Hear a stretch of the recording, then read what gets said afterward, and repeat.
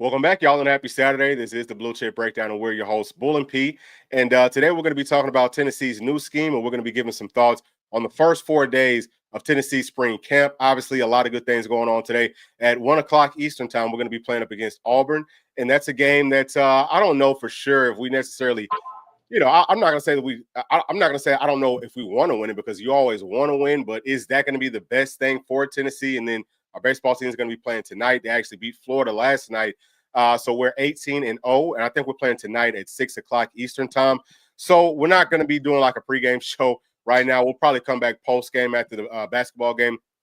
Just kind of talking about where Tennessee is going to land at moving forward. Obviously, hopefully we can, like I said, go on to play in the championship game. But the biggest thing for me is about the NCAA tournament. So with all those things being said, please do make sure to like and subscribe to the channel.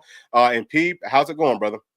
It's going great, man. Just another day. Been really enjoying kind of seeing Tennessee doing what they're doing, man. Baseball teams dominating. Basketball team is seem to really found their stride. And then, of course, we got football really ramping up. So been a lot to kind of keep me busy here the past few weeks. Oh, yeah, man. Look, I already know this is a very, very busy time. So we're going to get to this first chat right here. And y'all are welcome to definitely chime in with us as we are breaking down Tennessee scheme. And it looks like, based off of the poll, and we do have that poll up. So while y'all are kind of like listening to us going through, if you want to get those last second votes in, let us know what we should cover first. But this one right here is from Kelson Eastep. I hope I'm saying that right. So saying that he loves this show, and him and his friend watch us all the time. Hey, thank you so much for that, man. And also thank you for joining us. We love it whenever y'all add to the conversation. That's awesome. It's always good hearing those things. All right, so let me double check on this poll, P.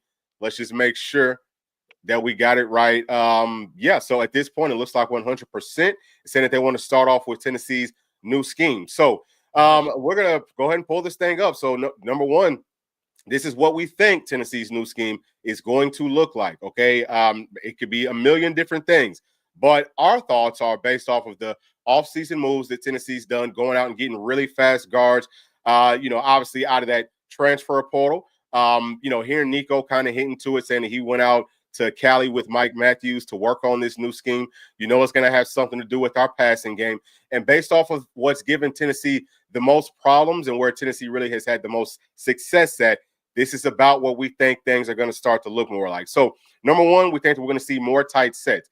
Now, Tennessee ran a lot of plays last season, and only 25 of them were in a tight set. Okay, well, I'm sorry. Only, I think, 11 of them were in the tight set. So we rarely ever did it, but every single time that Tennessee did it, we found success with it. So I think that that's coming. With that tight set, we can definitely, the route tree is going to open up. Okay, right now with those wide splits, really all you can do, man, is run inside breaking routes. You can't do it. You can either run inside breaking routes or you can go vertical. You can't really run too many outs. It limits what Tennessee can do offensively. And P, we've talked about this a million times. This is why the tempo thing hasn't really worked as much. People think, oh, well, the tempo is what's making Tennessee's offense good. It doesn't. You can go as fast as you want to go. When teams can just sit on the inside breaking routes, that's not going to matter. So I think that that's beautiful. And then also we should have easier option routes for our wide receivers, for our tight ends, and Tennessee loves to run those option routes. But again, just because whenever you can run out breaking routes, you can run in breaking routes and everything else, it opens things up. So that's that portion of it. And then I also think that Tennessee is going to do a lot more sprint outs, rollouts, use Nico's legs. He is deadly accurate on the move. And we are going to jump into the film room. We're going to show you how all this stuff looks, but we're just kind of breaking down what y'all need to be looking for first and foremost. So the second thing that we think Tennessee is going to be doing is more outside zone. That's run plays. That's run plays that go to the outside and stretch plays. Now, if y'all watched our film breakdown with the tight fronts, with those mint fronts, one of the easiest ways to beat that is to go to the outside. They're pretty much giving you outside runs. They're begging you, hey, please run it here. And if you can do it, with these types of blocking schemes, then that's going to pretty much kill that. So that's part of what we have down here under those, under the, like little list of things. But, also the option game. It opens up the option game significantly. Y'all are about to see that here in just a minute. And it also slows defenses down. It makes them pause. It makes them have to, see what is Tennessee going to do, right? Because you've got the outside zone going one way. You could run the option back the other way. It could be the quarterback's legs. It could be the quarterback's legs and his arm. It opens up everything. So that's that portion of it. But we can also expect a few more things. And the number one thing is now the tempo is no longer a gimmick. It's a real deal thing because you can do anything. The entire field opens up. Teams have no idea what you're doing. You can start off wide, bring them in tight, start off tight, bring them out wide. You know, it's not just inside zone, which Tennessee runs a ton of.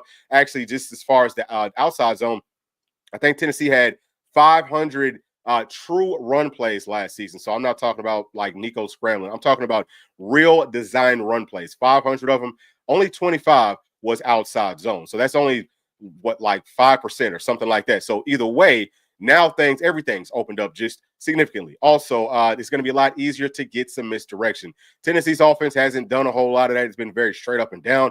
Again, that's part of the reason that it doesn't matter how fast you go. It's not enough wrinkles to the offense for it to be any issue. And then also, we're going to have more routes for those running backs, something that we've talked a whole lot about. Not just swing routes, Pete, right? Like we're talking about wheel routes, rail routes, just different option routes, vertical routes. We can really use them as pass catching threats inside of Tennessee's offense. And next, man, P, do you want to talk about this jumbo package? Oh man, yeah, I'm excited about the jumbo package. We keep trying to harp on how talented the O-line room is this year. We thought we have more depth than we've ever had. I mean, imagine you have Lance Hurd and Larry Johnson as your two starting tackles, and then by the way, we'll bring in David Sanders as kind of that jumbo tight end. And you brought this up off air. You know, we saw the one-handed catch he had on the sideline at the Polynesian Bowl. The kid can catch. We know he's a pretty good athlete, so he would actually maybe a solid option as a pass catcher in that package as well. So I just think, you know, we have so much talent on the offensive line. Let's put 7 or 8 bodies out there and force teams to try to deal with that. I mean, how are you going to line up personnel-wise? Because we can bring out 7 O-linemen, which is going to require you to go heavy with your package. But, by the way, we can still spread you out. You know what I mean? We can still go sideline to sideline if we want to, or, we could, mix it up, go tight, whatever. We could still mix up the formations. And I think it could give defenses a lot of trouble as far as how to match up to it. Because, I mean, it's going to be tough to stop us from getting downhill in the run game, but then we still have the passing options out of it as well. So I could definitely see us implementing something like this for 2025. Yeah, and so right here from Elijah Bender is saying, what about Warren or Perry? I think that both of them, especially Perry. Perry is a really good athlete. So he's another one that I think that we could use in that package. Now the only thing about it being, we had also talked about this off air, is that obviously they would have to have a jersey number change because offensive linemen, they don't have eligible numbers. So like, let's just say if it's a David Sanders that we bring in for that sort of a package, he's going to have to change his number, to something that's eligible. But if he can do that on plays when he's blocking, he can also do it on plays when he's going to be going out and catching passes, just so the teams can't get a beat on it. But I love that idea because, we looked at the offensive line and all the different people that we could throw out there. And just think about having more of those guys out there in some tight, jumbo packages, especially in goal line situations. I think that would be absolutely deadly. And we kind of already touched on them being possible wide receivers. Now, Elijah, I'm going to get to your other chat right here, saying that he loves the idea of using more of this, but our offensive line is going to have to be really good for it to work. Yeah. So as far as all right. So number one, whenever you're talking about goal line situations, you typically will bring in more offensive linemen. Now, we didn't really do it as much last season. I mean, obviously we did it, but in our jumbo package, we brought in guys from the defense, and I like those guys. I think that they're obviously really big guys. They're really good athletes, but we're talking about now having offensive linemen that are trained to block.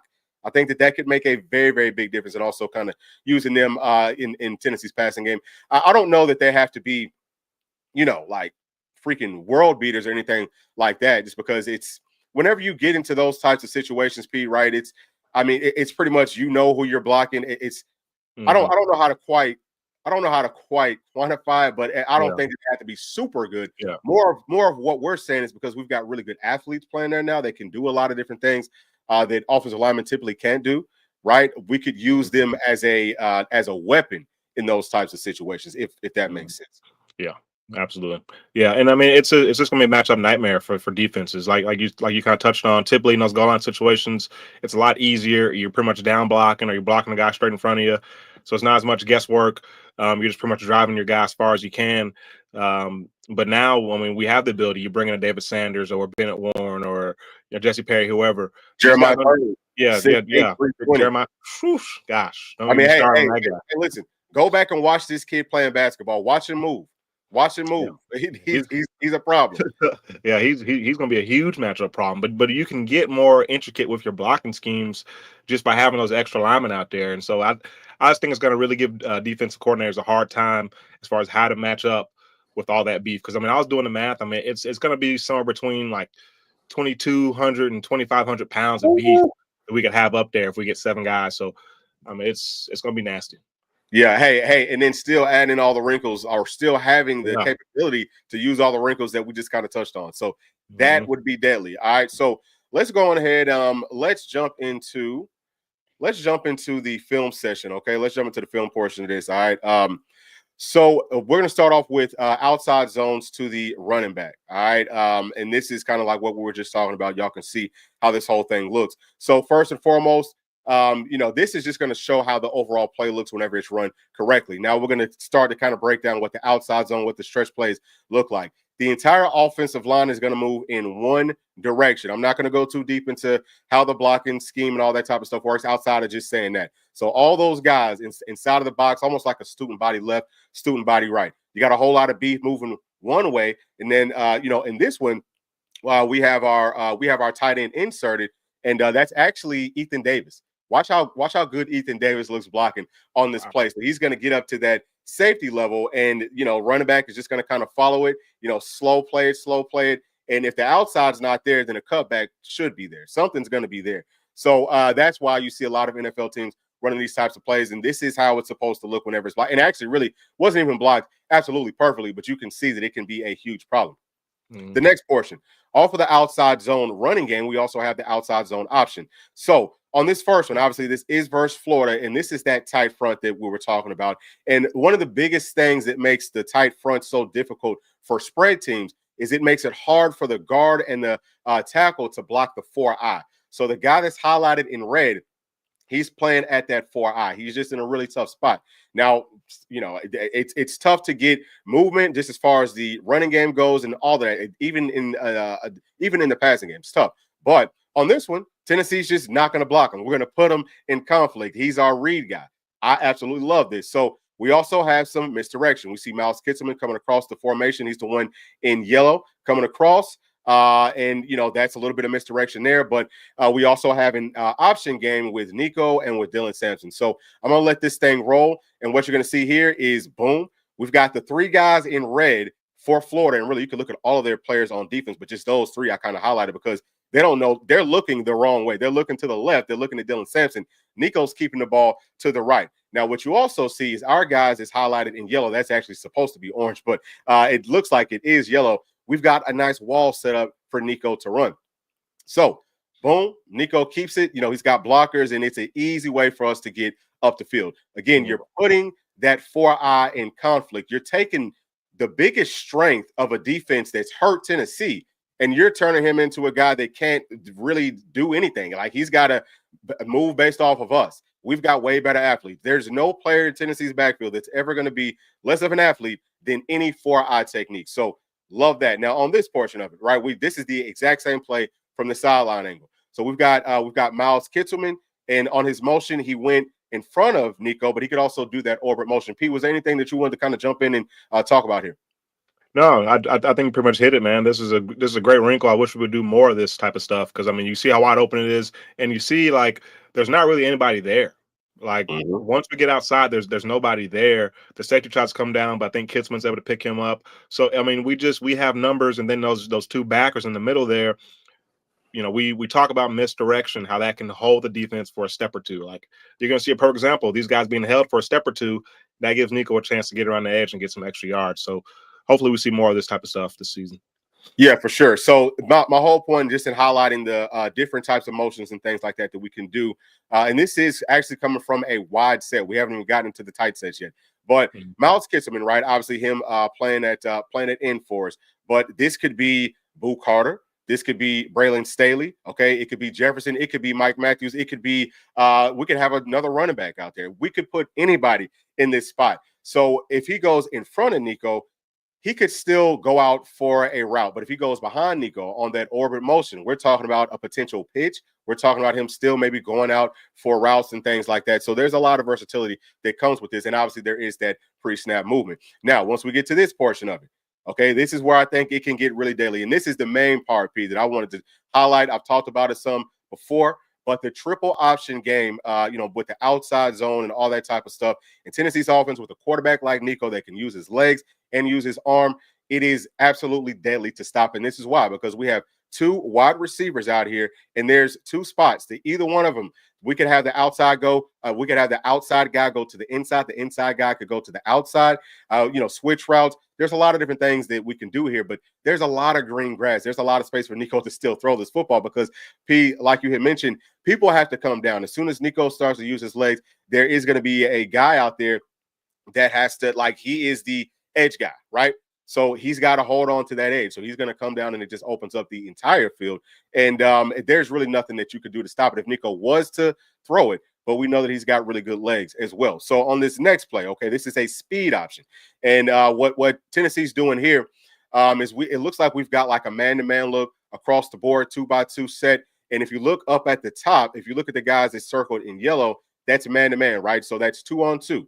That's good numbers for Tennessee. Now we've got the option game with Nico and with, I think that might be Bishop versus this unblocked end. We're leaving him unblocked on purpose. So on this one, again, that's 2-on-1. Okay, that's 2-on-1 there. This is a winning play 100% of the time. The guy bites up on Nico. We're able to pitch it, and that's all day long. That's something that Oklahoma does a whole lot of, and you can see it again from this angle. P, is there anything that you wanted to add to this? No, I just love it, man. I think this is something you'll see more of is checks, and I think this probably was a check out of this formation. Yeah, and I think it was against maybe it was Arkansas, whoever it was. It was against somebody, and they said they kind of knew that play was coming. It might have been against somebody. I can't remember who it was, but they knew that we were going to check to this play. So I love having that check, but then also let's have some checks off of this. But I mean, this one is wide open. There's no safety help. There's nobody else to help contain this. Once we get outside that short edge with the D in there, I mean, it's off to the races pretty much. So absolutely love this play call to this type of defensive look. Yeah, and I'm so glad that you brought that up because that is 100% factual. That's exactly what this is, an automatic. And that's why and also notice that Bishop is lined up to the left side of Nico. He's on the left side. So him starting off on the left, moving back over to the right on this, it overloads that defense because they have to have someone. And typically, I mean, some defenses would have, maybe like a linebacker on the opposite side of the running back. Some teams like to have them lined up on the same side. It's based off of a million different things. But right here, like you said, perfect check. We knew that we had those numbers. But adding this type of stuff, to our game, and this is still like outside zone blocking, okay? But having this type of stuff to our game, it's going to be really, really hard to stop. So let's go on to the next. We're going to watch it again from the end zone angle, and you can just kind of see it again just a little bit clearer here, right? Like we've just got the unblocked in, and he's not a good enough athlete. We've got the blockers out there. That's 15, what is that, 20, 25 yards all day long. All right, so now we're going to get into the tight sets. And like we said, man, it's going to open up everything for Tennessee's offense. We have to do it. And doing it versus Georgia, I thought that we looked good doing these things. So number one, we've got two wide receivers that are bunched up tight, and they're going to be able to push the coverage off with just being a vertical threat. They're just both going to run off vertically. We've got Dylan Sampson coming out of the backfield. We're also going to have a tight end going out there to block for him on kind of like a screen, right? But we also have guys actually going out vertically on those routes that Nico could have thrown it to him. So this does several things because, number one, like we said, we're pushing the coverage back, pushing that defense back, but also sending Dylan Sampson out of the backfield. That holds linebackers in. They can't blitz. Like they've got to try to, either cover him or he's going to be wide open. If they're not going to cover a man-to-man, it's going to be in a zone. But it takes away from the pressure that the offensive line has to face. And we all know that that's a very positive thing. Now, watch the lack of pass rush here because there's not a whole lot of people coming. Nico's got all day long, goes through all of his reads, decides to dump it off to Dylan Sampson. And, we get, 5, 6, 7 yards right there, But we could have anybody else. I mean, think about like a Morris or something, somebody with a whole lot of speed, using him out in the open field. That's going to be beautiful. Something else, and P, was there anything that you wanted to add to that previous clip? No, I think you pretty much covered it. I just like how it like you said, it holds those linebackers. They can't blitz, something we kind of touched on. last season about our pass protection. I think we did a little bit too much 7-man protection, and that allowed those linebackers to say, "Hey, I have no work in the pass game. Let me go blitz the passer." Now this forces them. It kind of occupies them, if you will, keeps them out of the backfield. So I think definitely would need to see more of this type of stuff next season. Yeah, absolutely, absolutely. Yeah, and that's something else that we've touched on too. It's not just you don't always have to go max pro. Sometimes you want to go max, but it also helps just to get some extra bodies out there and make people have to cover you. So the other part, the other thing that we really like about the tight set is that it's tough to press these guys. Okay, it's tough to press these wide receivers. So they should be able to get off of the line of scrimmage pretty easily. So we've got 3 guys here, and also you see. I think that might be Brazel. He's going across the formation in a motion, so it's easier to do misdirection. It's easier with the pre-snap movement. Actually, that wasn't Brazel. It's hard for me to tell who that is, but that was Nimrod. Oh, okay, yeah, Chaz. Okay, Mm-hmm. yep. So Yeah. that was Chaz. So now you can see it again from this angle. Look at how the defense moves to the left. And it's easy. We've got people coming back across that formation to the right. Nico looks just beautiful doing this. This is what he was made to do. Next play, you see we started off wide. Now we tighten things up. We shift it, tighten it up. And now look at this. We're going to have motion going across, okay, going to the right. And then we've also got a running back going to the left. The mixed direction. Wait till y'all see this again from the end zone angle and watch what this does. And actually run that back one time, if you will. Yeah. If you look at the backer closest to us right here, right in the middle of the field. So this is exactly what we're talking about when we say it holds him a step. It's going to hold him a step, and that gives Lance Hurd a chance to actually get the block. So let's see what happens here. You can go and run it. You'll watch. He freezes, and that allowed Lance Hurd to get there. Without that misdirection, that guy's getting straight downhill and probably blows his play up. But he had to pause a second because he he got big eyes. He saw a lot, so he saw a little. So that's part of what this does, man. That's why we love these tight splits, these misdirections. We see Florida kill us with this stuff, right? Like we see teams killing this. So let's incorporate more of this into our playbook. Yep, and then too. The other thing, we're able to outflank defenses because they have to tighten up with us. It's easier for us to get to the outside. Now the speed really counts. And I think that we talked about this in maybe yesterday's stream. We're talking about running backs not being super fast inside of this. Well, typically they are really fast in Coach Heupel's system, but now they can actually utilize their speed out in the open field. And so, yeah, this could be a place that maybe some of these guys that run, like 4.2s and things like that might want to come and play for Tennessee because they know that they're going to get their chances to really make some things happen. Now, we're going to watch it again from the end zone angle, and you can see, pay attention to all these guys in green on the defense, really the whole defense. Okay, now understand, that's a lot of players. They're all inside of the box.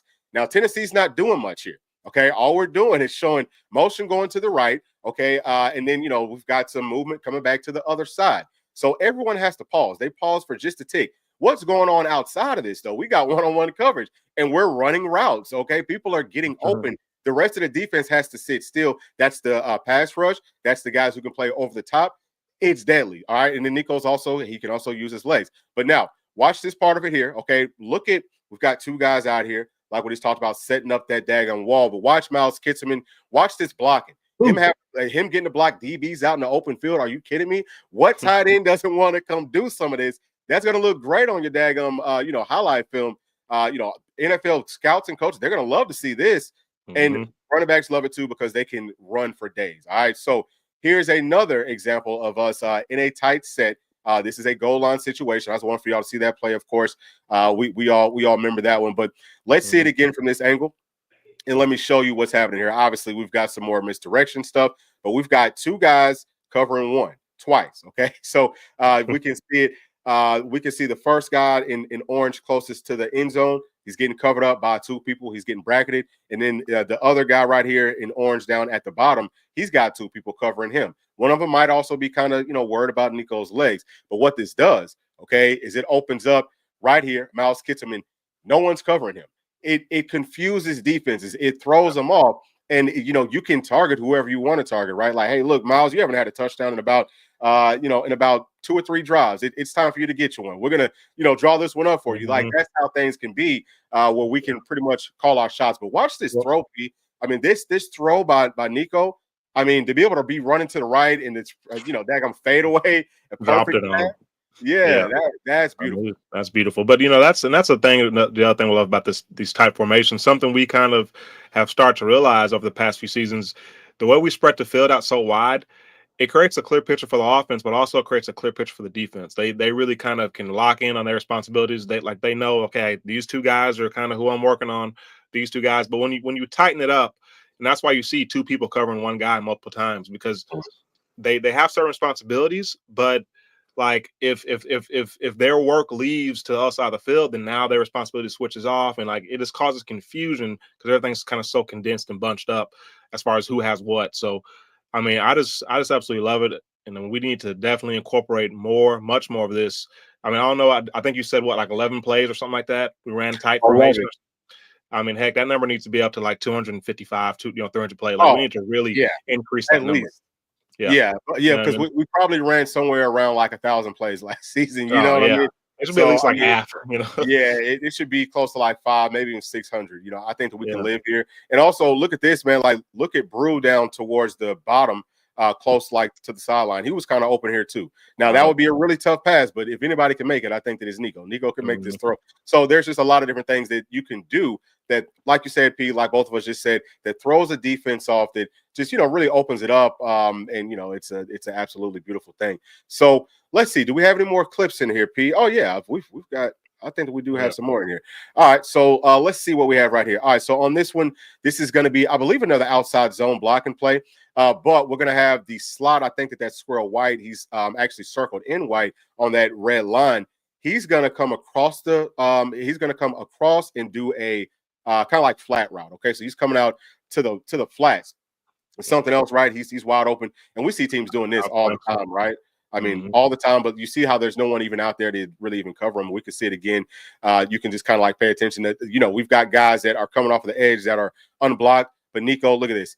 They have to bite on something. Yeah, they You have see to. all these different mesh points and things like that. Watch 10, guys. I mean, see how he's frozen in time? 10, 8. I mean, all those guys, the safety, number 6, or the corner, whoever that is, number 6. These guys they're being frozen for like a second in time. And that gives our guys time to keep working and outflank them, like you said. Yep. Beautiful. Yeah. So I'm thinking we're going to see a whole lot of that. Let's see. How many more do we have? Okay. So I think that right there is it. All right. So, man, hopefully y'all did enjoy that little bit of a breakdown right there. And actually, we're going to get to some of these chats and just see what y'all thought about it. Let me get in here. Okay. So I think we'll start off right here at Tater, saying that he'll be working in Neyland Stadium press boxes in a few weeks. Adding automatic window motors so they open up. It's going to be pretty neat. Hey, that's awesome, man. That's cool, man. That is awesome work, dude. Dang, so I wonder if he's like a low voltage guy or kind of what exactly. That's awesome, man. Yeah. So he's going to be in the big house. Yes, sir. Good stuff. All right, so we have Elijah Bender saying that he killed to get more pre-snap movement in our defense. Yeah, man, I think that's coming. And see, the whole thing with it is it's tough to run the tempo if you want to get in good pre-snap movement, but we can still do it. All right, we just probably wouldn't be able to go as fast. That's the thing is it's not. I don't think it's so much about hey, they had they're averaging running plays every however many seconds, like every 2 or 3 seconds or whatever. I think that it's more about if you can have that pre-snap movement and all of that and still be going fast, even if it takes us a little bit longer to snap the football, the defense have to respond to what we're doing, right? So I think that's all of it could be very, very beneficial. From my dog D Taylor saying off topic, but everybody watch out for this weather today/tonight. Okay, so it must be some bad weather coming up in Tennessee. I think it might be some here in Georgia too. But yeah, everyone. Okay, yeah, it looks like it looks pretty sunny out there right now. But hopefully we don't get any bad weather. And hopefully everyone does stay safe. From G Money 24 saying that saying that he just got here and this misdirection stuff and tight sets something that has been seen a lot in spring practice this year, or is this just hoping Halsey will run more of it? So we've seen some little things that looks like we're going to be doing some of the quick bubble screens and things like that. Now, obviously, we haven't really seen anything as far as the offensive scheme in spring. We haven't even really seen the team. We've seen a couple of clips here and there, but this is more of speculation based off of what Tennessee had success doing last season that we didn't do as much of. And also based off of the way that the offensive linemen look, based off of some of the little things that we've, kind of heard throughout media and all of that type of stuff. This is where I think this is where we both think Tennessee's probably going more towards in our offensive scheme. And it's not even necessarily, I wouldn't call it a new scheme, we're going to add some more wrinkles and things like that. But going out and getting guys like Seth, he ran a ton of these plays at Oklahoma. He's ran all these types of plays everywhere. Okay, like if you go in there, I probably should have thrown some of their clips in there too, just so that you can see that. But in the video, whenever we were talking about Seth, we showed you some of those clips. It looks very similar to everything that we're talking about here. So I think that's part of the reason that we went out and grabbed him. And that, I think hopefully this is how things will look. But I don't really care how it looks as long as whatever it is works. All right, so this is from Unsung's asking, do you think Heupel gives Travis Smith a chance this year, or will he not get many snaps? Oh, Pete, what do you think about that one? Man, that's the $1 million question, honestly. And I hope he does. I hope that he has kind of changed his stance on not playing the young guys. And I hope he plays them. I mean, he almost kind of has to this year. But I think that's going to tell us a lot, too, about this season. Not just that receiver, but every position. Will we give some of these younger guys a chance to play? And I get the feeling in my heart that this staff has kind of seen the way college football is moving and seeing all these other teams having success and seeing guys hit the portal. I think they're going to want to play the younger guys more this year than probably we've seen in the past. So I would say, yeah, he gives them a chance, and I think he'll make a little bit of noise this year. I think he'll be a pretty impactful player for this team. Yeah, I do too. Yeah, I think that Travis Smith is going to be. I think he's going to be a dude. We don't really have a choice. You know what I'm saying? Like, we pretty much have to play those guys. All right, so P, I'm going to let you. I think that we're definitely good here, on the scheme. If y'all have any more questions on it, obviously y'all can bring that back up. But P, I do want to get to I want to talk about some spring practice stuff. And you know what, P, where would you like to start off at? We can start anywhere, man. I mean, I like this team, obviously like the quarterback room there. You have three good-looking prospects. Nico being the head man, but I mean, I think all the quarterbacks have looked really good passing the ball. Jake and GMAC, they look great. I think Jake, man, he has something to his throws where it's almost like it just warps right on target. You know what I mean? Like, I can't even explain it. It's like it just sucks right into the guy's hand. Yeah, I mean, he looks great out there. So it's you're at a deal where you almost feel comfortable with any of these three guys being out there. I mean, obviously GMAC being a freshman, but you feel good about Jake and Nico's look really good, really confident. He has a different confidence about him. Listening to him talk as well, we had talked about his confidence just after the first practice. We talked about it, but then when we got to hear him talk, I mean, it seems pretty obvious he's gotten some coaching or whatever as far as how he speaks to the media, but he just seems so much more in control. His answers were much more kind of in depth and just you can just tell, man, like he's taking that next step mentally. And so I'm excited to see. I think Nick's gonna have a really, really big year. But man, love the quarterback room, love the receivers. There's a lot I love about this team, man. But honestly, for me, I may be most excited about that secondary. At least just talking about the freshmen. Those freshmen in that secondary, man, they really caught my eye. Dylan Lewis, surprised at how big he is. Sidney Walton looks good out there. Heck, another guy looks good is Zero. What's Zero's name? He's like a walk-on, right. I think. Yeah, right. Yeah, man. He's caught my so watch for him to make some noise. I don't think I was really talking about him, but watch for him because I've gotten confused with Jeff McMurray a few times, but that's right. And he looks really good out there too. So just a lot of good looking talent, man, in that room. Marcus Goree, Ty Redmond, Beasley. I mean, Trey Petit's been pretty impressive as well. Tim Maris looked pretty good out there. So just really like the collection of young talent we have. Some of the new pieces that we've added through the portal and stuff like that, man. A guy like Nathan Robinson, who we love him a lot. So there's a lot of pieces that I'm excited about on this team. You see Campbell right there. So I mean, just a ton of guys, man. This staff's done a great job recruiting, and we're really to the point now where some of those blue chip guys that we've gotten the past couple of years are kind of getting into their playing season, where they're really going to be contributing to this team. So I'm excited, man. It's going to be a new look team, athletic, fast, physical. So I mean, there's a lot to be excited about, in my opinion, with just what we've seen in these small little clips of practice. Yeah. I'm hoping that I'm hoping that it's not going to be too many players on our team that's just going out spring breaking too hard. Like one of the things that I've heard, I don't know exactly how true it is, but I heard that Larry Johnson is actually going to go to Houston to work with Trent Williams. Wow. So that's how he's going to spend his spring break. So Sheesh. there's been a whole lot of talk about what the heck's going to happen with with Tennessee's offensive line. Is it going to be David Sanders? Is it going to be Larry Johnson, but we've got some other guys. I'm feeling pretty confident that at this point it probably will end up being Larry Johnson just to start this season off because he's putting in so much work. Obviously, he's a vet, and that's I think that that's actually a pretty good problem that Tennessee has, where obviously David Sanders is a generational type of a talent, but he's still a freshman and 5-star, highly talented, all of that. But the simple fact that he's coming in and it's not a slam dunk that he's going to start on this offensive line, I think that means that we are in a really, really good spot. But what are your thoughts there? Yeah, I think we're on the same exact page, man. I think Larry Johnson. I sent you a kind of a screenshot of one of the clips from practice. It was just the team breaking the huddle to start practice, and it was a shot of Larry Johnson standing next to Lance Hurd, and just Larry Johnson's frame, like his frame, like he's and the way he holds that weight. How big is he? Like 340, 350? 6'7", 350 is what he's listed as. And he carries it beautifully. Absolutely beautifully. We saw a little clip of him blocking, like it was a quick, like split-second clip of him blocking live, and he looked great doing it. I forget who was going against, but he looked great doing it. He's a guy, I'm telling you, and it's going to be tough to keep him from starting. Like people want to kind of give it David Sanders, and we said this way a long time ago. Hey, don't just give it David Sanders. And then we kind of changed our tune a little bit after seeing the Polynesian Bowl. Yeah. But now seeing Larry Johnson now in practice, I'm kind of back on the same page I was before. Like I think he's going to probably be the starter. And now, just look at that tackle room. It's Lance Hurd, it's Larry Johnson, and then you have David Sanders behind Larry. You have Bennett Warren or Jesse Perry, plugging in wherever behind those guys. Like that tackle room, you feel really good about the depth there. There it is there. You feel really good about the depth just in that room across the board. And then guys like Trevor Duncan and Jeremiah Hurd.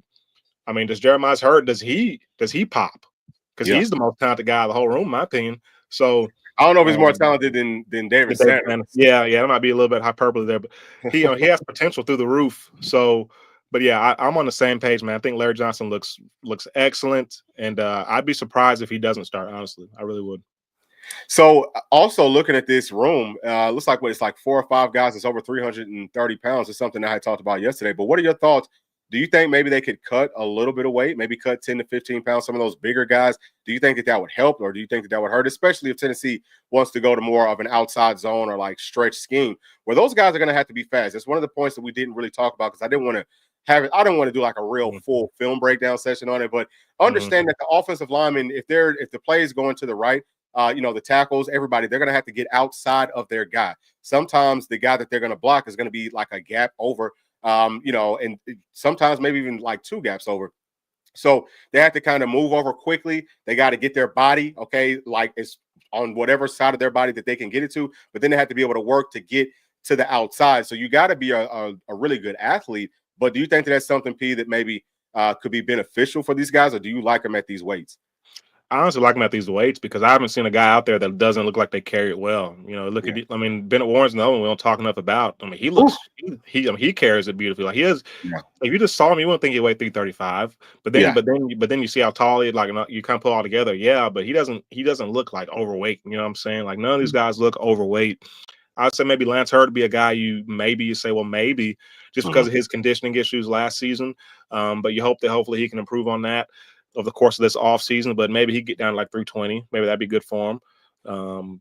Maybe, but there's not a single guy here that I think needs to drop a single pound. Even Larry Johnson at 350 carries it beautifully. You know what I mean? Like he carries it beautifully. So he's perfectly proportioned. So he doesn't need to gain or lose. So I like him where they're at, honestly. Yeah. Yeah, I think that I do too. Let's see if what about Tennessee's running back room? Do you have any thoughts here on maybe, who do you think has looked the best? We haven't seen a whole lot out of those guys. Who do you think maybe might get the start up to this point in spring camp? Well, from what the insider's saying, it's going to be Deshaun Bishop. They say he looks really good. He's got a different level of pop to him. So I'd probably bank on it being him. And then the big question is it Peyton Lewis or Star Thomas as kind of that second guy off the bench? They're both similar body guys, similar size. Peyton Lewis is more of your straight line speed guy. Star is more of your, I think he has a little bit better moves. Can make you miss a little bit better probably than Peyton Lewis can. But and then we'll see if the two true freshmen can factor in as well. But I like the room, man. I think it's a better room than people kind of gave credit to. And we'll just see if those freshmen are ready because God forbid any of those top 3 guys goes down. we're going to be needing some of those freshmen. So hopefully they can be. And I tell you, the walk on, obviously his name Barnes.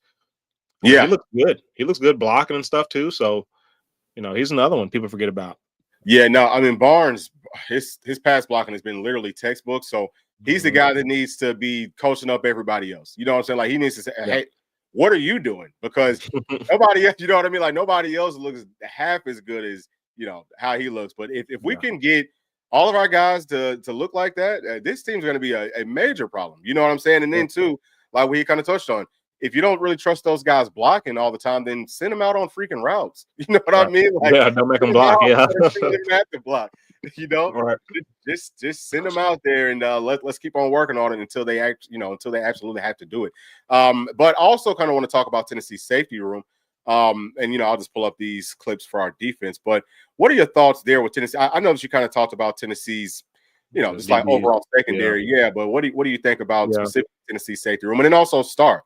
And actually, I think I want to talk about Star first because looking at this Star room, man, if Boo Carter, I think that if Boo gets some good help, if there's some good depth there, which I think that there is, but what are your thoughts on it? I think that, man, he could play a lot more offense. But what do you think about the depth behind Boo up to this point? Man, I mean, it's going to be unproven, whoever it is, unless they go to like a Christian Charles or something like that. Like, I'm hoping that they don't go that route. Don't try to pull in a veteran. Oh, let's pull Christian Charles or something like that. Like, no, let one of these guys that have no experience but have a heck of talent potential. Let one of them get out there, learn, make some mistakes, get better.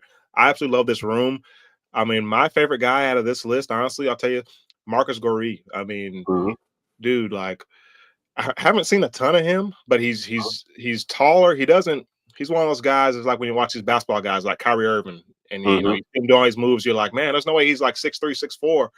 It's like Marcus Goree, the way he moves almost as if he's a shorter guy, as if he's like 5'9" or something. But he's 6'1". He's almost probably 6'2". He's almost as tall as the safety, John Slaughter. So I just love him as a prospect. I just think if he's given a chance, I would love to see him kind of be the number 2 guy behind Boo. But I mean, I like Beasley. I like Redmond. Redmond looks really good out there, man. Long, athletic, big, and you really understand what Coach Banks meant when he said, now these guys look how I want them to look. I mean, you look at that freaking DB, that secondary room, dude. You got a bunch of guys that look great out there. Yeah. So I mean, really, any of these guys, I don't think you can go wrong. Honestly, it's just who can pick up on the coverages and stuff like that. The best would be the guy that will give you the best chance to win. So. And they're all smart kids, so I don't know who that could be. But I would go Boo Carter would be my one, and then 2 would be Marcus Goree for me. Would be my number 2.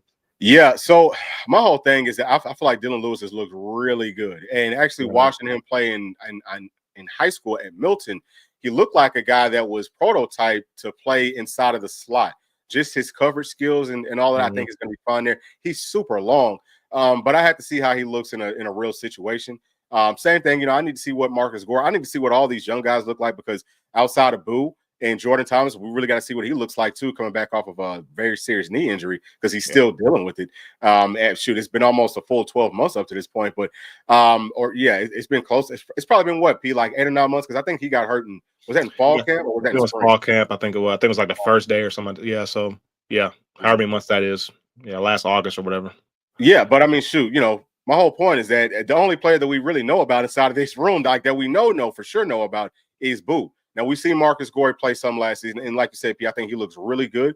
But pending how they look coming out of spring break, whenever they will start the scrimmage and all of that, I definitely think that we've got some very nice players inside of that room. So I'm excited about Tennessee's star position. So let's go back and let's talk. We haven't talked about the linebackers, but let's talk about safeties here.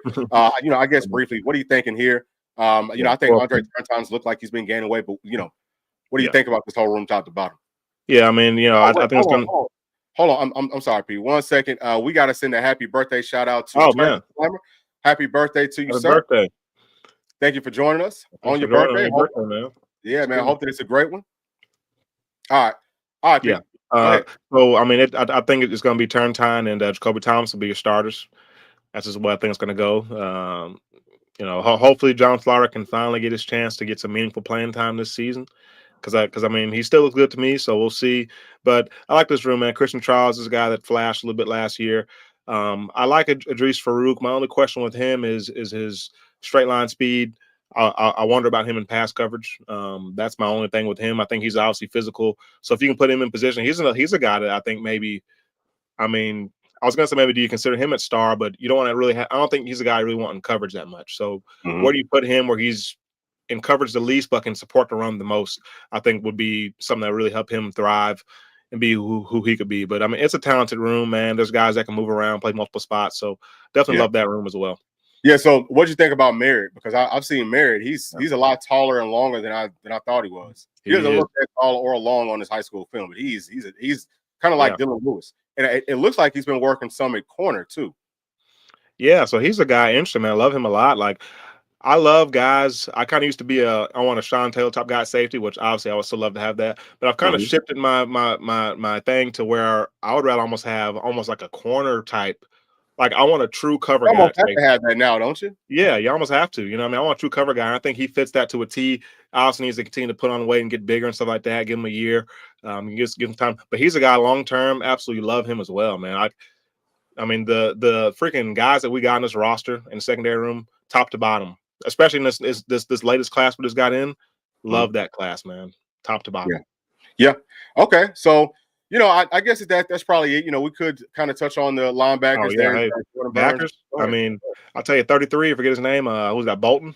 Bolton. Yeah. I mean, he's. I mean, he looks the part. Yeah. I mean, he's one of your first off the bus type guys, isn't he? I mean, he freaking looks the part. Burns. He's a guy. Hey, love seeing him. He looks pretty good to me. Obviously, there's like small. There's zero there. He looks pretty good. Yeah. But William Wright. Yeah, Wright. He looks good. But Burnsy, man, I think Burnsy has a chance to really get some to potentially. I don't know about be a starter, but I think he'll get a lot of minutes, man. He may be the third guy before. He might be before Evan Spillman. We'll see. But I mean, love that room. We still haven't really seen any of the freshmen, have we? We haven't seen Harmon or any of those guys, right? They've been hurt. No, well, so we saw Ains. We see Ains. Yep. What did you think about the linebackers in that blitzing drill versus the running backs and tight ends?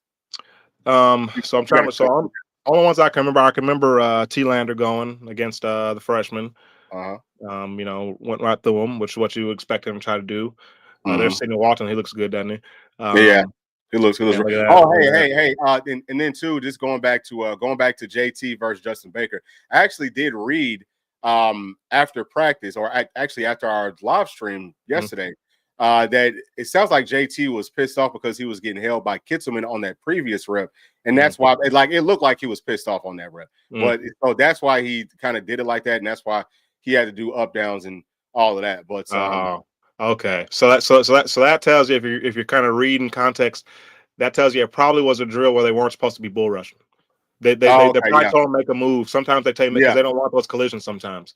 So okay, and so that right there, when that gives you a lot more grace for Jordan Baker right there for Justin Baker, because 100%. That's an excellent point. I didn't even think about it because if I knew exactly where those clips were at inside of this, I would go straight to him right now. But thinking back to it, nobody else bull rushed. Nobody did. Everyone tried to make a move.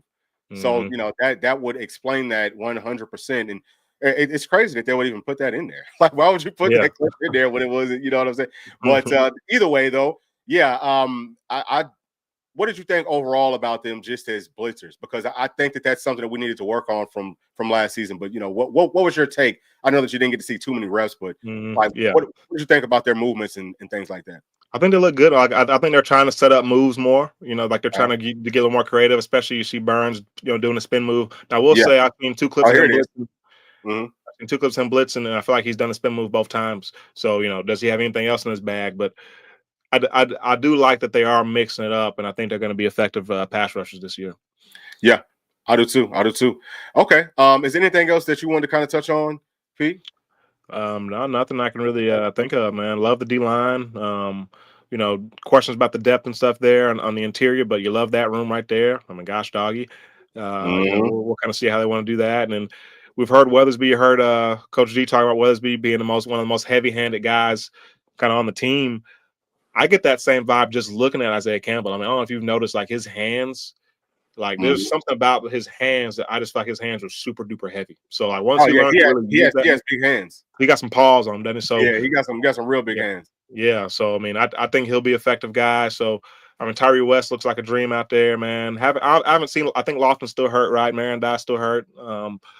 But Yeah, and they're man, not. I don't. So Jaden Lofton, my understanding was he tore his ACL or he tore something in his knee. That was what I had heard. But then I think it might have been his cousin or something came on one of the streams and was like, that's not true, and he's fine. So maybe they're just kind of like slow walking him back into playing. So hopefully they're all okay. But that would be great if he's able to kind of move around, which it sounds like he has been doing. And then as far as Marion Dow, I'm not quite sure what's going on with him. I'll see if I can maybe get some information on it. But yeah. Sorry about that, Pete. Oh, no, you're good. Yeah, appreciate it. And then actually, I'm going to cut you off one more time because we do have a super chat from my dog MG Way. Thank you so much for that. $4.99 saying that he just got here and was really looking forward to this one. Go Big Orange, Bull and P. Hey, thank you so much for that. Yeah, man. As always, man, y'all are absolutely awesome, and we are going to play the clip.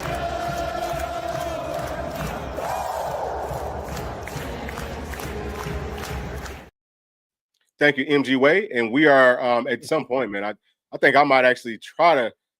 I don't know. I'm gonna have to try to find some time to maybe update that super chat because we've had that since the channel started, and we updated. I think everything else maybe except for that. So might be time for that to get like a little bit of an overhaul, but or maybe maybe we'll just keep it. So either way, thank y'all so much. But Pete, yeah. So finish up. So you was just I think that you was talking about Marion Dye. Yeah, just Marion Dye, just that entire room. I like that room, man. There's just a lot of depth, you know what I mean? So we'll see what the rotation looks like because there's a lot of guys that I think deserve a chance in this room. So we'll just see. But I'm excited about this part of the room. I'm excited about the other outside, the edge guys. The interior is where the questions are, and we'll kind of see who can emerge. Can Jamal Wallace can he emerge? Can Isaiah Campbell be a force playing 3 tech? Nathan Robinson, these guys. What are those guys going to give you? Because you feel pretty good about Moy and Eason and Hobbs. It's really once you get past those 3, the rest of it's unproven. You know what I mean? So yeah, it is. And then 2, Dominic Bailey, man. Dominic Bailey, I think, is going to play a significant amount of reps at tackle for us just because of his size. I think really even his skill set. To me, he's more of a 3 technique than a strong side DN, even though I think he's good there. But I just feel like he's going to be better there. Like, to me, him and Bryson Easton are almost the exact same player playing at that 3. And what a luxury that would be to have. Hey, we're going to go from Bryson Easton to, David Hobbs. Then we're going to go to Dominic Bailey. And, oh, by the way, we also have Campbell, right? So, I think we've got a lot of depth at that 3. But on the other side, who's going to really step up? I feel like Charles House, he's one that could push. Ethan Utley, what is he? Is he going to be a 3 or is he going to have to move over to the other side because we're too deep at 3? See what I'm saying? But yeah, I think that line is going to be deadly. Go ahead. So what do you think about potentially a guy like Nick Moore moving? Because remember, he was a guy coming out of high school. He was a guy that some teams recruited him to play defense. Some teams wanted him to play offense. I think you said he wanted to actually play defense. Yeah. And so that's why it was kind of hard for us to get him to commit to us. But we got him to commit to play offense. But is he a guy? You feel good enough about having an offensive line with Satterwhite, with Pendleton, some guys that can play center? Do you say, hey, let's bump this guy to the interior in that D line, 6'3", 315, I think he is. Can he help you out year 1 on the interior of that D line? Man, I love that thought, and it's something I feel like the coaching staff should actually look at because all these players, we got so many. We got players playing in different spots. Obviously, Boo's offense, defense, special teams. Why can't we do it with our bigs? Now, the only problem with that is, I think, Pete, would probably be that obviously we got them to play center. Center is critical for Tennessee, but in a situation like this, maybe you say, hey, we're going to let you play a little bit of both and see what you do out there in certain situations. Yeah, I would love to see it because look, I think that his high school film actually looked good. He actually looked good playing a tackle. Yeah. And he's a lot meaner. He's a lot meaner than people realize. So, oh yeah, I'd love to see him being at the interior too. I think Coach D will get him right. Yeah, 100%. And so, just I guess like with all that being said, I think that we don't. Our defensive line really isn't as much of an issue as some of the other places. And I'm gonna try to get to some of these chats here too, as well. Let me take this. Oh, actually, we can just let this thing keep on rolling. You know what? Why not? So let me get to this one. This is obviously important because in less than an hour, it's going to be tipping off, baby. Vols versus Auburn, and Chad is saying beat Auburn, go Big Orange. You already know. And Turkey Slimer's telling us to be safe. Let's see what we got from Unsung. He thinks that Mike Matthews, Staley, and Smith could be a daily trio 100%. Those are three really good wide receivers. I think that they're all going to show up this season. And Chad's also saying that our offense will match our defense this year. Go Vols. Great point, Chad, because we've never had that, have we, P? I mean, it's always, hey, the offense is great. The defense is, I'm not going to say terrible. Like maybe a couple of years it was kind of terrible, but, like average, and then it's, hey, the defense is great. Then the offense turns to average. This could be our first season where offense, defense, special teams is all elite. I think that that's coming, and that should mean a national championship run. Yeah. All right, so let's get to Noah T-Rail Graves. And please let me know, is it Trail or is it T-Rail? I want to make sure that I'm saying that right. But saying if Boo played primarily offense, I feel he'd be wide receiver 1 or 2. Yeah, you know what? I think that Boo is a really, really good athlete. But, I don't want y'all to sleep on some of the other ones. Like we got guys like Braylon Staley, and Braylon Staley has good size. Braylon Staley is bigger than Boo, and he might be as good of an athlete as Boo is. Right, yeah. P? I mean, like, seriously. Would you say that? Yeah. He might be. He doesn't probably have the flash. Like Boo has a certain type of like just pizzazz to how he moves. Yeah. But I think like in real terms, like in terms of your likelihood to juke this guy out, they're gonna have the same likelihood. You know what I mean? Like he can I know exactly what too. You know what I'm saying? So Brandon Staley, he's another one. He's bigger than people realize. He's what, like almost 6'1", 6 feet and a half, 6'1", like. So love him, man. I think he's gonna have a huge year. Yeah, I mean, shoot, him and Mike, they're very close to the same height. And Mike I think he might be listed at 6'1", but he's really close to 6'2". And I'm not talking about, I'm talking about like a football 6'2". Football 6'2", that would be most people's like 6'3". You know what I'm saying? I have no idea why, but football measurements are totally different from like everything else. But yeah, I mean, they're both good sized guys. Obviously, Boo's really good. I'm not taking nothing from Boo. I definitely get your point. I think that we're in a great situation where as many reps as Boo can get on offense, that should definitely help this team out. But at the same time, we got to get the star room figured out behind Boo before we can really dedicate Boo Carter to playing more offense. And hey, look, he can get the football in his hands on defense. We saw it last season. Special teams too. I don't know if he's still going to be doing special teams, but yeah, really, really, really good players on this team, and it's a whole lot of youth. So from Vol Fan for Life's going on, brother, saying that he said, man, I think that we're going to lose Snead. Yeah, so Carson Snead, I think he's visiting Colorado today, but I don't think that we're going to lose him. I mean, that's a kid that grew up. He's all ball, dude. Fan. Yeah, and then something else too, and I don't want to speak too much on it, but I'll just say this: these players, when they go on visits, they're getting paid. Okay, like players are getting paid to go on these visits. You know what I mean? You need some gas money. You're gonna get a couple $1,000s worth of gas money. You know what I'm saying? So that's sometimes you'll see players going on visits for that purpose. But yeah, just understand that this is a different day and age. I don't expect for us to lose Carson Snead. I think that he's going to stick with us, even though that tight end room is kind of deep, Pete. Yeah, it is. So he's also saying, has anyone heard about Okoye? I hope he gets it this year. That dude is crazy athletic. So I haven't heard it. No one's really been talking about him. The only things that I've heard from the insider or from some of the insiders is that they don't think that they think that he's really far off from playing. I don't know how true all that, just because last season, P, I didn't think that he was really far off. I thought that he looked good. I mean, obviously he still has things to pick up, but I thought that he was just as didn't he tear his ACL or something, or didn't he get hurt? Yeah. So that's what the man talking about. He's far off from coming back from that. Oh, okay. Yeah, maybe that's what they meant. I kind of took it like they're saying he's far off plant wise from being able to actually help this team. Which I disagree with that because he looked good enough last season. It was like, man, he's just about like a step away. Just in understanding what to do. If he understood a little bit better on what to do, he would be fine. He's had a full year since then. So as soon as he can get healthy, for me, I think that he could be a guy that could help out. But we won't know until we see him moving around and all of that. All right, let me see. Who else can we who else? All right, so let's get to this one right here. Also saying that Gory should be a dog. And right here saying that I don't think Smith will play a lot. I hope I'm wrong, but we have not played true freshman at wide receiver a lot yet. Yeah, you could be right on that. From Stephen Irwin saying that he loves us, love you too, and saying that our content is all meat, no fluff. Thank you for that, and I learn so much every time I listen to you. And your use of tech and graphics is also helpful. Thank you so much for that, man. We put a whole lot of work and time into it. from CTB Spiffy saying why people acting like Brazil doesn't exist. Yeah, no, I'm not. I mean, we're not saying that. Yeah. I'm not saying that, P. Are you saying I that? think he's talking about because one of the commenters, they said, talk about that trio of Smith, Staley, and Matthews. They kind of, I was thinking that it's like, well, Brazil's probably going to be the third of that trio before Smith. Yeah. You know what I mean? Yeah. So I kind of took that like he was saying maybe next year. That's how I took that. That's just where my mind went to, because obviously, yeah, Brazil's gonna start. I mean, I think more than just unless he has a horrible camp. If he can't catch the daggone football, then maybe you try to throw a true freshman out there. But I mean, he's going to start. He's going to have a really good year. We know wide receivers year 2, a guy with that type of skill set inside of this system, I think he could do a whole lot of things. Right here, CTB Spiffy is saying that now Braylon, in all respect, isn't boo. Okay. I disagree. I mean, I think that people.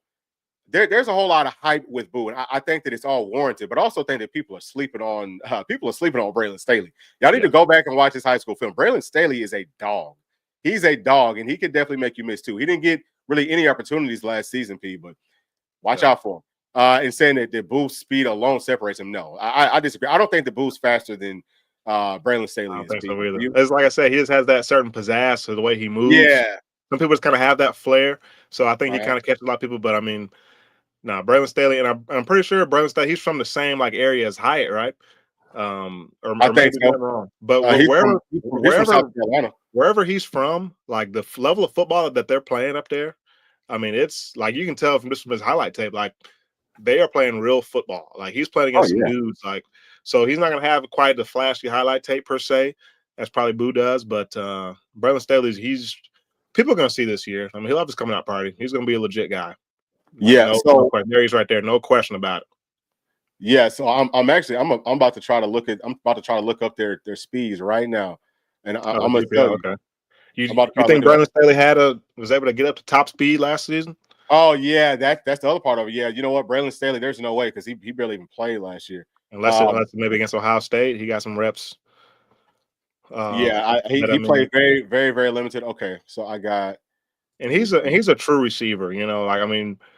Boo's more. I'll compare Boo more like a Pig Howard. If you guys remember Pig Howard, he's a guy. I mean, he can catch and stuff, but he's more like a kind of like a running back / slot. He's like almost like a gadget piece. That's kind of how I see Boo being used for us.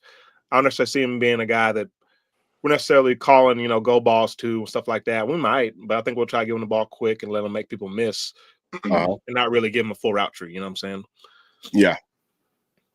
But, so P, I think that you was right because it's not even giving me like a real top speed for Braylon Staley. But right now, Boo Carter, he was clocked as fast as 21.2 miles per hour last season, which is that's really fast. That is really fast, and I think that he might be able to be a little bit faster than that. So either way, we'll see. I guess, man, I'm gonna see if I can get some inside information on who is the fast, because those players should know. I think that they got the GPS trackers. I'm sure that they know what their speed and all that type of stuff is. I'm actually curious. Like, what do they? Who does the team know to be the fastest player? And I want to know who's faster between Boo and Braylon. Boo and Braylon. I think that would be a lot closer of a matchup than people think. Also, right here, could we see Nico stand another year? Absolutely not. Nico's gone. Pete, what do you think on that? I mean, I hope he's gone because I mean, I hope he has that good of a year. But I mean. Yeah, I don't know. I don't think I can see him staying. I think if he doesn't have the year he wants, I think he would transfer before he came back. Yeah, I do too. All right, so we're going to get to this last one right here from CTB Spiffy saying that they are both dogs. Y'all definitely right. Glad to have both. 100%. And we're going to end it on that, and we're going to start getting ready for the big-time game coming up. I will probably be back after the basketball game. I don't know if Pete's going to be able to make that one, but as always, thank y'all so much for tuning in, and please do make sure to like and subscribe to the channel. Pete, do you have any final thoughts? No, just go Vols, man. All right, baby. Yes, sir. So we'll see y'all in just a minute. Thanks. Peace.